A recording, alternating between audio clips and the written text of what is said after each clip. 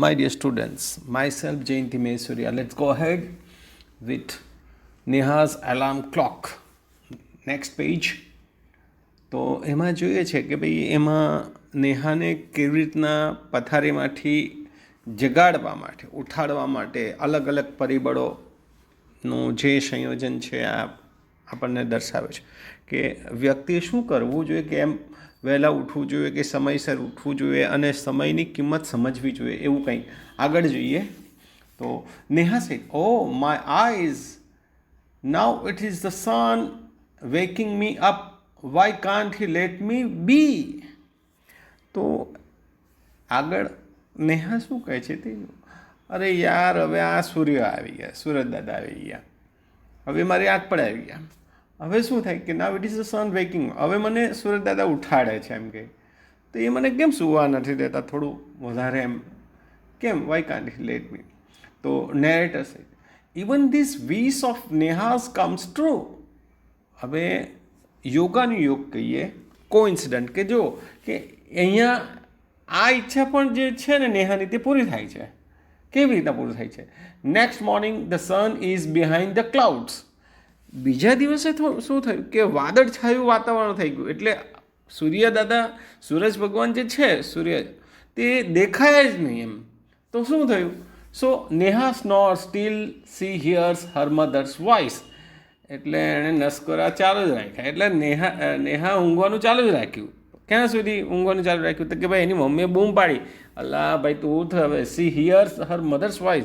એની મમ્મીએ બૂમ પાડી કે નેહા તું ઉઠ ઉઠ. એટલે ત્યાર પછી એને ઉઠવાનું થયું એટલે ઉઠવા લાગી. તો mother said wake up sleepy head. ઓ ઊંઘણસી આપણે એમ કહીએ ને ગુજરાતીમાં, તો એવું તું ઉઠ હવે ઉઠ, કેટલું ઊંઘવાની. You will miss the bus. અરે તું બસ ચૂકી જશે. સ્કૂલે જવાનું હોય વહેલું તો હવે બસમાં જવાનો, બસનો ટાઈમ સાચવવો પડે, આપણે એના ટાઈમે તૈયાર રહેવું પડે. તો Neha said oh no why does mother have to wake me up. હવે નેહા પાછી કેવી છે અહીંયા, હવે બ્લેમ કોને કરે છે? એની મમ્મીને. અરે મમ્મીએ મને કેમ ઉઠાડી એમ કે અરે યાર જો. એટલે નેહા આળસુ છે એમ. તો હવે એનો વાંક નથી કાઢતી પણ એ નેહા કોનો વાંક કરે છે? એની મમ્મીએ કે મને ઉઠાડી. એટલે નેહા સતત બીજાને જ દોષિત ઠેરાવે છે. જોજો નેરેટર સે દેર ઇઝ નો એસ્કેપ નાવ. હવે તું ભાગી નહીં શકે, હવે તું છટકી નહીં શકે. Neha gets up and gets ready. એ ઊભી થાય અને તૈયાર થઈ જાય છે એમ. હવે તૈયાર થાય છે. And can you imagine what happens the next day. હવે તમે કલ્પના કરી શકો કે બીજું આગળ શું થયું હશે બીજા દિવસે? Neha wakes up with a start. Neha એની જાતે જ ઊભી થઈ જાય છે, એટલે જાગી જાય છે, ઊભી થઈ જાય છે.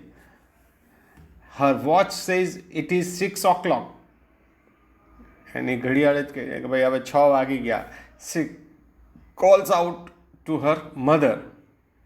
એ એની મમ્મીને કહે છે મમ્મી ચાલો ઉઠી જાઓ, બૂમ પાડે છે. નેહા સે માં હુ વોક મી અપ ટુડે. આજે મને કોણે ઉઠાડી? તો એના જવાબમાં મમ્મી કહે છે નેરેટર સે મધર સ્માઇલ્સ. એટલે મમ્મી હસવા લાગે.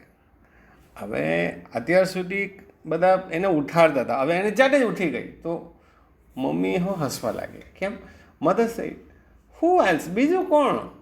યુ, તું તારી જાતે ઉઠી એમ કે તારી. ઓફકોર્સ અલબત્ત. નેહા આશ્ચર્ય થઈ જાય, તું તારી જાતે જ ઉઠીને કોણ ઉઠાડવું? Neha but I was sleeping. હું તો ઊંઘતી હતી. How could I? તો હું કઈ ન ઉઠી ગયા, હું તો ઊંઘતી હતી. તો mother said now tell me why do you eat your lunch every day at 1 in the afternoon. ભાઈ તું દરરોજ તારો ભોજનના સમયે 1 વાગે છે તો 1 વાગે જ કેમ જમે એમ? તારો સમયસર નિયમિત તું 1 વાગે જમે છે કે નહીં?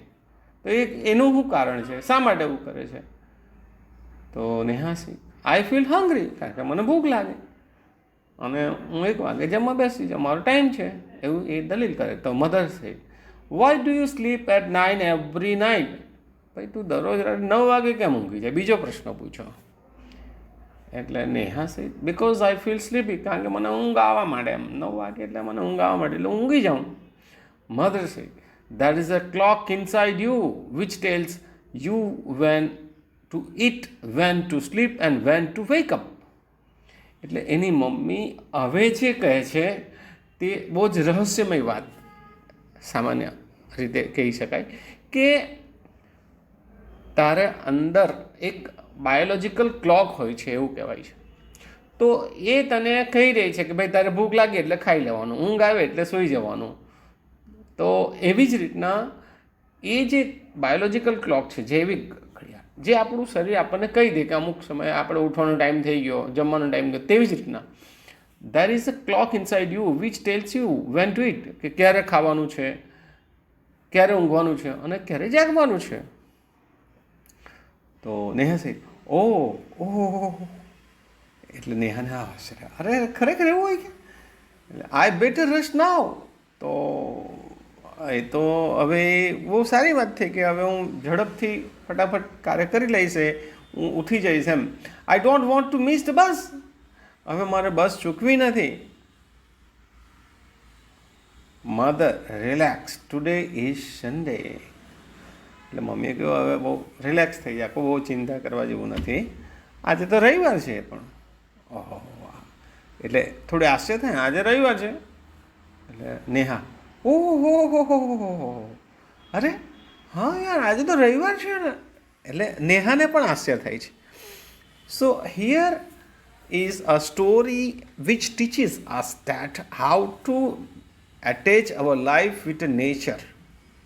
આપણે પ્રકૃતિની સાથે રહીએ, પ્રકૃતિનું સાથે સાનિધ્યમાં જો આપણું જીવન વ્યતીત કરીએ, પસાર કરીએ, તો આપણું જે શરીર છે ને એ પણ એટલું જ જાગૃત હોય છે.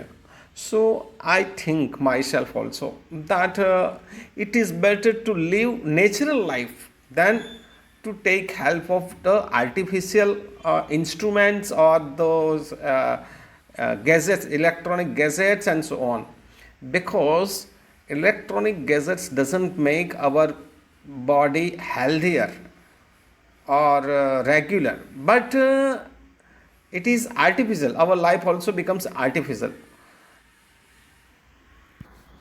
So dear friends, now we will stop and next we will realise.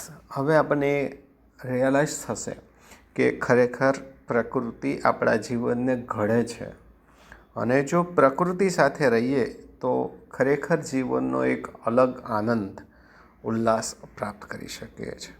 તો હવે પછી આપણે સૌ એવું ઈચ્છીએ, અને હું પણ બહુ દિલથી ઈચ્છું છું કે તમે સૌ તમારા ઘરે કે તમારા જીવનમાં આવું પ્રકૃતિ સાથે જીવવાનો એક ઈચ્છા અને પ્રયત્ન કરો, અને જીવનમાં વધારે